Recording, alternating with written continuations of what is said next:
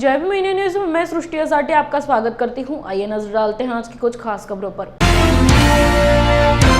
स्वतंत्रता के अमृत महोत्सव के अवसर पर खासदार सांस्कृतिक क्रीड़ा एवं सांस्कृतिक महोत्सव के तहत छत्रपति शिवाजी महाराज द्वारा निर्मित हिंदवी स्वराज्य के किलों का भंडारा गोंदिया जिले के युवाओं का अध्ययन करना चाहिए और इन किलों से परिचित होना चाहिए। इसके लिए भंडारा गोंदिया जिले के सांसद सुनील बाबूराव मेंढे एवं शुभांगी सुनील मेंढे एवं डॉक्टर बाबूराव मेंढे प्रतिष्ठान की ओर से भंडारा गोंदिया जिले के युवाओं के लिए शिवनेरी से रायगढ़ किलो के अध्ययन के लिए 8 मार्च से 15 मार्च तक आयोजित किया गया था।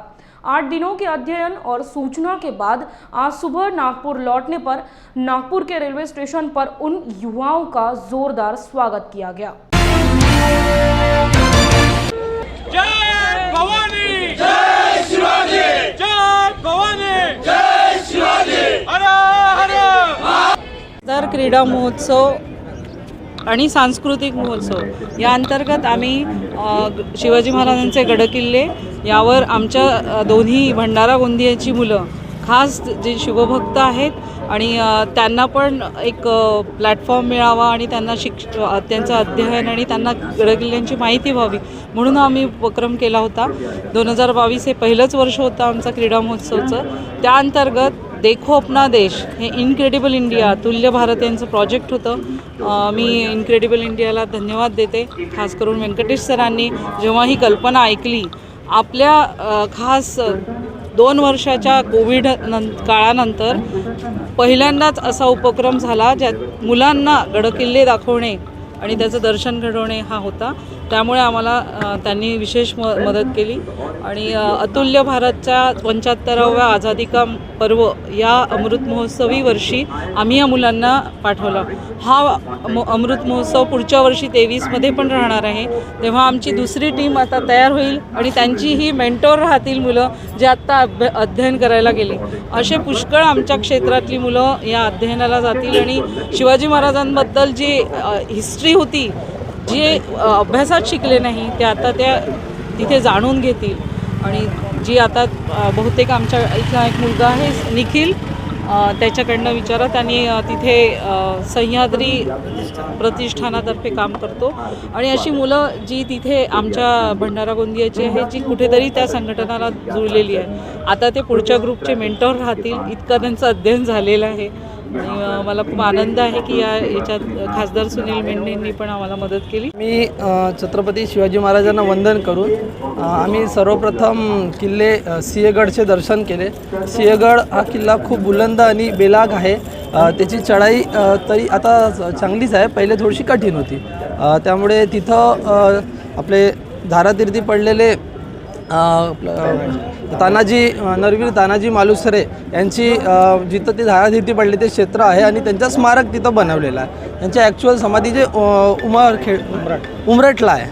आणि त्याच्यानंतर आम्ही मग दुसऱ्या दिवशी शिवनेरी, रायगड आणि जंजिरा, प्रतापगड असे सर्व किल्ल्यांवर गेलो। राजगडबद्दल सांगायचं झालं तर राजगड किल्ला हा गडांचा राजा आणि राजाचं गड जसं म्हणतात तशी मन खरी आहे, कारण की गड चढणे त्याची चढाई इतकी सोपी नाही। 350 वर्ष पहिलेची गोष्ट अगर विचार केला तर अशक्य गोष्ट आहे की त्याबद्दल विचार करणे। महाराजांनी एवढ्या तळहाताच्या फोडाप्रमाणे गडकिल्ल्यांचं रक्षण केलं आणि संरक्षण केलं आणि त्याचमुळे आपलं स्वराज्य राखला गेला। कारण का गड किल्ले बुलंद नसते तर आपलं स्वराज्य राखला गेला नसताना आपण आज इथं उभे आहो हे नसतो। पण लोकांना त्याच्याबद्दल आपण सांगितलं तर लोक म्हणतात की इथं दगडधोंडे आहे, काय त्याच्यात बघण्यासारखं आहे। पण खरं ज्यांना आस्था आहे किंवा ज्यांना शिकून घेण्याची इच्छा आहे त्यांनी एकदा राजगड बघावा आणि मग त्यांना कळेल की आपण आज इथं उभा आहो ती कशामुळे उभा आहो, स्वराज्यामुळे उभा आहो, छत्रपती शिवाजी महाराजांमुळे उभा आहो, छत्रपती संभाजी महाराजांमुळे आज आपण उभा आहो आणि आपला हिंदू धर्म राखला तो फक्त छत्रपती शिवाजी महाराजांच्या स्वराज्यामुळे व त्यांच्यामुळे। ऊर्जा मंत्री नितिन राउत ने विधानसभा के अगले 3 महीने के लिए बिजली काटने को रोकने का फैसला लिया। जवाब देते हुए अमरावती जिले के सांसद नवनीत राणा ने कहा कि दूसरे राज्यों के किसानों की बिजली माफी है, इसलिए राज्य सरकार को हमारे राज्य में भी किसानों की कृषि पंपों का बिजली बिल माफ करना चाहिए। ऐसी मांग नवनीत राणा द्वारा की थी। त्याचप्रमाणे अधिवेशनामध्ये नितीन राऊत साहेबांनी कृषी पंप जे बिल होते त्याच्यामध्ये त्यांनी सांगितलं की 3 महिने कोणाचे कृषी पंपाचे बिलामध्ये कपातनी करणार नाही, काटणार नाही ते बिलाच्या ह्याच्यामध्ये.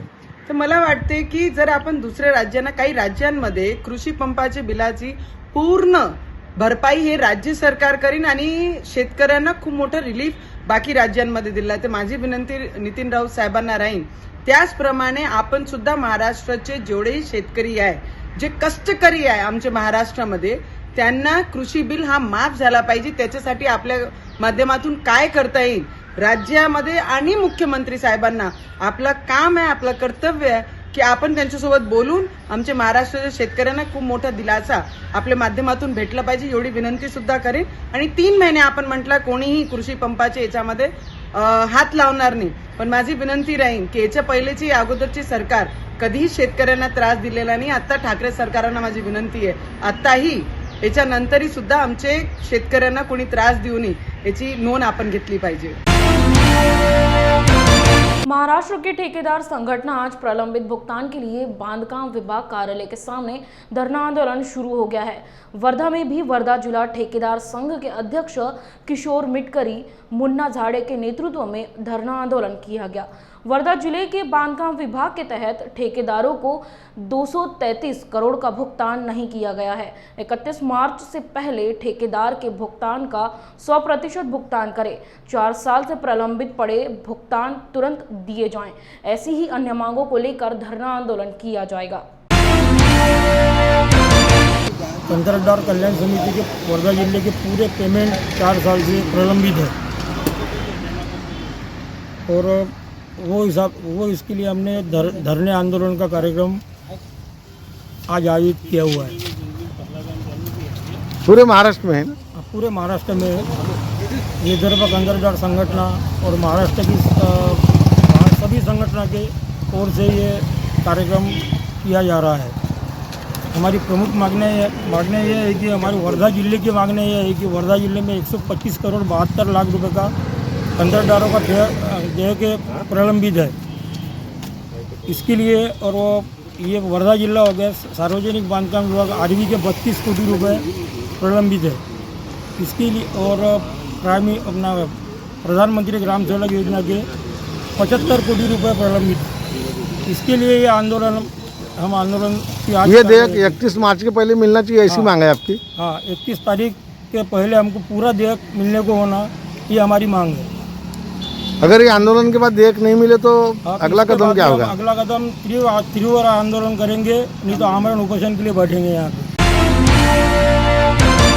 श्री क्षेत्र शेगांव से श्री क्षेत्र पंढरपुर तक दिंडी मार्ग पर नागजरी से शेगांव, कासूरा, निमकरदा, अकोला तक का वारी मार्ग जो पिछले 3 वर्षों से खुदाई का काम कर रहा है, वो मार्ग जर्जर स्थिति में है. इसी सड़क की खुदाई के क्षेत्र के हजारों श्रद्धालु प्रभावित हुए हैं, जिनमें किसान, खेतीहर मजदूर, व्यापारी, नौकर, स्कूली बच्चे, दुग्ध व्यावसायिक और नियमित रूप से शेगांव आने वाले लोग शामिल हैं.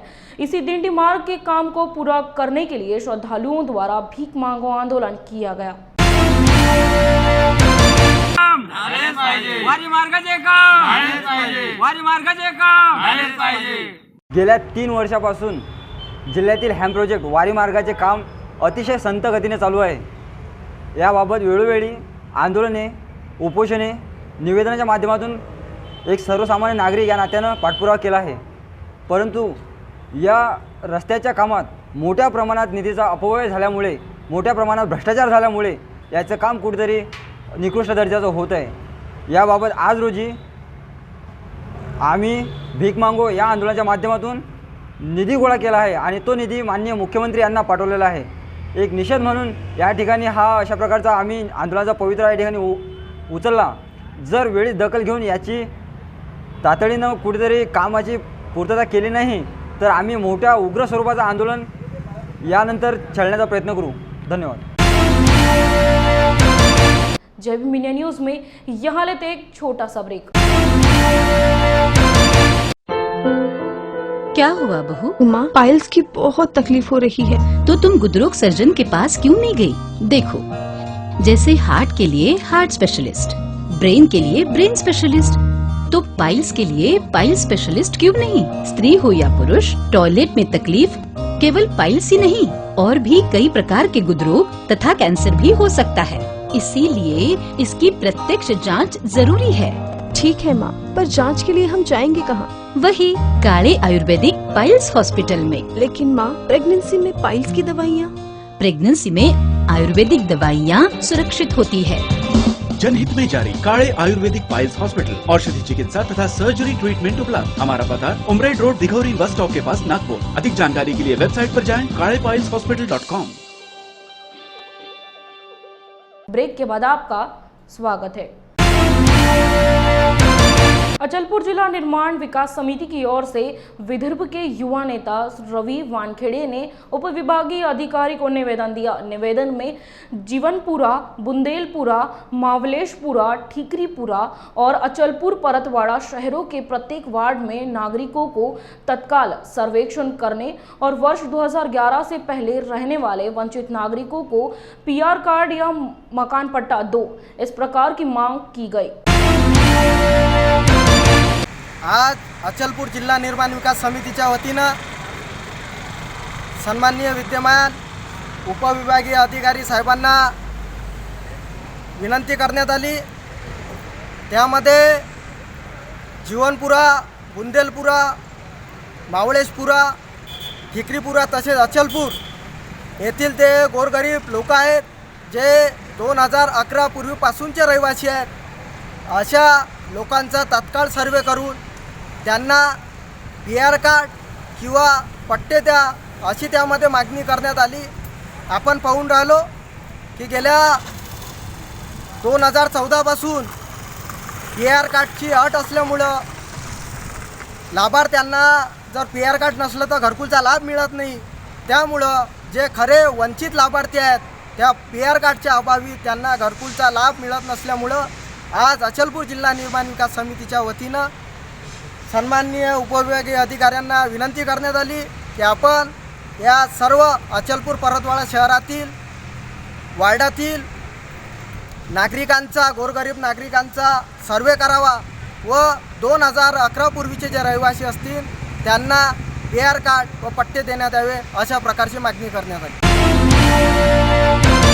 युवाओं के अधिकारों के लिए संघर्ष कर रही रिपब्लिकन सेना की ओर से शासकीय विश्राम गृह में आयोजित संवाददाता सम्मेलन में आगामी अकोला महानगर पालिका चुनाव के विषय चिंतन और विभिन्न पार्टी के आघाड़ी चर्चा के लिए महाराष्ट्र प्रदेश सागर डबल राशि की उपस्थिति में एक बैठक का आयोजन किया गया था। आज आम्ही रिपब्लिकन सेना या राजकीय पक्षाद्वारे ही जी जिल्हा संघटन आढावा बैठक आयोजित केली आहे। ही बैठकीचा मुख्य उद्देश म्हणजे महाराष्ट्र राज्यात होत असलेल्या ज्या स्थानिक स्वराज्य संस्थेच्या निवडणुका आहेत, ज्यामध्ये जिल्हा परिषद आहे, पंचायत समिती आहे, महानगरपालिका आहे, नगर परिषद आहे, नगरपंचायत आहे, ह्या सर्व निवडणुका आम्ही भारतीय संविधानाला मानणारे जेही पक्ष असतील किंवा पुरोगामी विचाराचे जेही पक्ष असतील त्या पक्षांना सोबत घेऊन लढणार आहोत। आणि त्या अनुषंगाने आमचं बऱ्यापैकी बोलणं काही राजकीय तसेच सामाजिक संघटनाशी बोलणं सुरू आहे आणि चांगला प्रतिसाद आम्हाला त्या माध्यमातून मिळत आहे।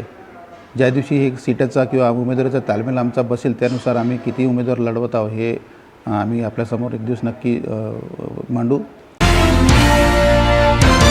हिजाब अभिव्यक्ति की स्वतंत्रता का एक हिस्सा है। अगर कोई महिला सोचती है कि उसे हिजाब पहनना चाहिए या नहीं तो उसे प्रतिबंधित नहीं किया जाना चाहिए और समाज ने उसे नकारना नहीं चाहिए। हम पहले भारतीय हैं और फिर हम मुस्लिम हैं। अगर कोई लड़की शिक्षा प्राप्त करना चाहती है तो यदि उसके माता पिता कहते हैं कि हिजाब पहनकर ही शिक्षा प्राप्त कर सकते हैं, तब किताब उसके लिए बड़ी होगी तो लड़की हिजाब पहनेगी। इस पर कोई पाबंदी नहीं लगानी चाहिए। हिजाब के मामले को राजनीतिक स्टंट दिया जा रहा है, ऐसा आरोप समाज कार्यकर्ता रजिया सुल्ताना द्वारा दिया गया।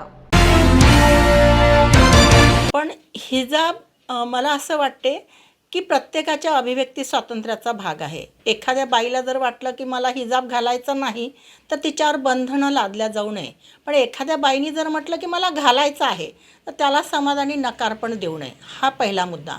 दुसरा, आम्ही मुस्लिम सत्यशोधक मंडळाचे सगळे सदस्य आम्ही सर्वप्रथम भारतीय आहोत आणि नंतर मुसलमान आहोत या जाणीवेने आम्ही या देशामध्ये राहतो आणि या विचाराची एक पिढी आम्ही तयार करतो. पण मला असं वाटते की जर एखाद्या मुलीला शिक्षण घ्यायचं आहे पण तिच्या घरचे जर आईवडील असं म्हणत असेल की बाई तू नकाब किंवा हिजाब घातला तरच तुला आम्ही पुढचं शिक्षण करू देऊ, नाही जर घातला तर आम्ही तुला करू देणार नाही, तेव्हा मग प्रश्न पडतो की माझ्या व्यक्तिमत्वामध्ये पुस्तक मोठं की हिजाब मोठं. तिच्यासाठी पुस्तक मोठं आहे पण हिजाब न घातल्यामुळे जर तिला अडथळा येत असेल तर अनेक मुली ते घालतात. पण असं कुठलंही बंधन मला असं वाटतं लादल्या जाऊ नये. आणि आपल्या भारतामध्ये जे काही प्रकरण हिजाबवरून झालेलं आहे त्याला कुठेतरी राजकीय स्टंट दिल्या जात आहे आणि हे आपल्या देशाचं दुर्दैव आहे. हिजाबा व्यतिरिक्त बायकांचे अनेक प्रश्न आहे, रोजगार आहे, जुबानी तल्लाक आहे, शिक्षणाची गळती आहे, निकाहे हलाल आहे, अल्पवयीन विवाह आहे. या प्रश्नाकडे जर अधिक आपण लक्ष दिलं तर मला असं वाटते की खऱ्या अर्थाने आम्हा बायकांना न्याय भेटेल. हिजाब हा जेवढं अवडंबर उठवल्या जात आहे तेवढा महत्त्वाचा मुद्दा हिजाब नाहीच आहे. आणि हिजाबवरून जे वादळ उठलं जात आहे आपल्या महाराष्ट्रात, ज्याला आपण शाहू फुले आंबेडकरांचा महाराष्ट्र म्हणतो, हे अतिशय वाईट आणि दुर्दैवी आहे. त्याच्यावरच्या अदालतमध्ये लोक जावं त्यांनी, हा निर्णय काही शेवटचा नाही, अंतिम नाही. पण मला असं वाटते की आजपर्यंत सामाजिक व्यवस्थेला धक्का मारण्याचा फार खूप चांगल्या पद्धतीने मुस्लिम महिलांनी केलेलं आहे. जर आपण एकूणच मुस्लिम चळवळीचा इतिहास पाहिला मोहम्मद पैगंबराच्या काळापासून, मोहम्मद पैगंबरांनी कुठेही बायकांच्या प्रगतीला अडथळा आणलेला नाही. पहिली सरन्यायाधीश ही मुस्लिम बाई होती आपल्या भारताची, जेव्हा भारत स्वतंत्र पण झालेला नव्हता तेव्हा. सौंदर्य तज्ज्ञ म्हणून ज्या आहे हर्बलच्या ब्युटिशियन, ती पण एक मुस्लिमच आहे. खेळामध्ये ज्यांनी सानिया मिर्झाचं नाव आहे त्या पण आहे. अशा अनेक महिलांचा इतिहास आहे आपल्यासमोर की ज्यांनी सामाजिक व्यवस्थेला धक्का मारण्याचं काम केलं. त्यांनी हिजाब घातला नाही म्हणून त्यांचं अडलंही नाही आणि हिजाब घातला म्हणून प्रगतीला अडसला असंही नाही. तो एक अभिव्यक्ती स्वातंत्र्याचा भाग आहे, परंतु त्याला राजकीय वलय देण्यात येऊ नये असं मला वाटतं. 2006 से 2013 तक की अवधि में सीधी खरीदी वाले किसानों को मुआवजा दे। पश्चिम विदर्भ में परियोजना प्रभावित किसान पिछले 13 दिनों से विभिन्न मांगों को लेकर अमरावती जिलाधिकारियालय में प्रणांकित अनशन कर रहे हैं। इस दौरान आंदोलनकारियों ने अमरावती के पालक मंत्री यशोमती ठाकुर और जल संपदा राज्य मंत्री बच्चू कडू के साथ बैठक की, लेकिन इसका कोई समाधान नहीं निकला है। इसीलिए मुंबई मंत्रालय में जल संपदा मंत्री जयंत पाटिल, पुनर्वसन मंत्री विजय वडेट्टीवार, अमरावती की पालक मंत्री के साथ अमरावती विभाग के सभी पालक मंत्रियों की उपस्थिति में आंदोलन के प्रमुख विदर्भ बलिराजा परियोजना प्रभावित संगठन के अध्यक्ष मनोज चौहान इनके उपस्थिति में बैठक आयोजित की गई थी।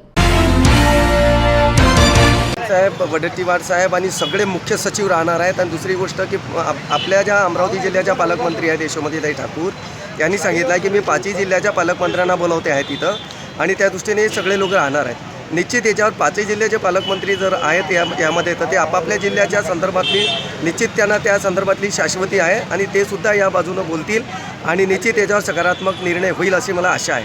भाऊ, आणखी मंत्री कोण कोण राहणार आहे? बरेच आहेत त्याच्यामध्ये आहे लिहून आहेत. मुख्यत्वे जलसंपदा मंत्री जयंत पाटील आहेत आणि विजय वडेट्टीवार पुनर्वसन मंत्री आहेत आणि इतर जे मंत्री आहेत त्या संबंधित असलेले ते सुद्धा राहणार आहेत. आशा आहे आम्हाला आणि काय न्याय लागेल काय नाही हे तर आता मीटिंगच्या नंतर कळेल. आणि ते मी सांगितलं आहे तुम्हाला की या संदर्भात आम्ही पुढची दिशा निश्चित कालबद्ध पद्धतीनं आमचा प्रोग्राम आम्ही. आज के लिए बस इतना ही. आप देखते रहिए जय भीम इंडिया न्यूज़.